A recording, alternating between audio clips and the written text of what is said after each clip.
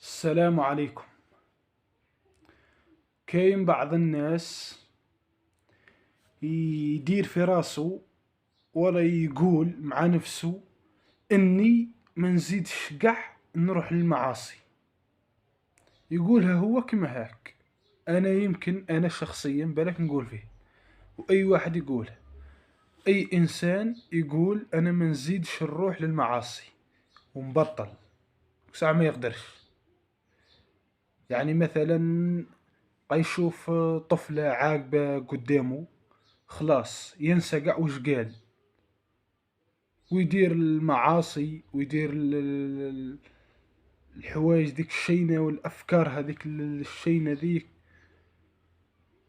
بصح كان يتوب الإنسان توبة إلهية وتوبة نصوحة، ويدير ربي في باله، ما يقلطش ما يقلطش.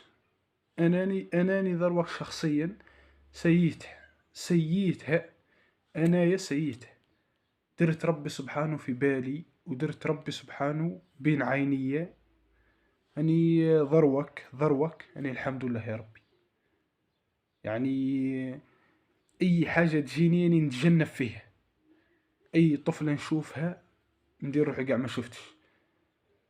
ما نتفرج لا حوايج مش مليحة في التليفون لا والو، ما نتفرج قاع. نتفرج الشيخ محمود الحسنات، كلكم تعرفوه.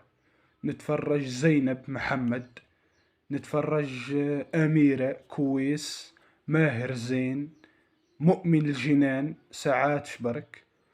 يعني نتفرج في حوايج زينة وطاهرة وشريفة وعفيفة، والحوايج الشينة نحيتها قاع من بالي. ديروا ربي سبحانه في بالكم، وإن شاء الله تبطلوا الحوايج الشينة وتبعدوا على المعاصي.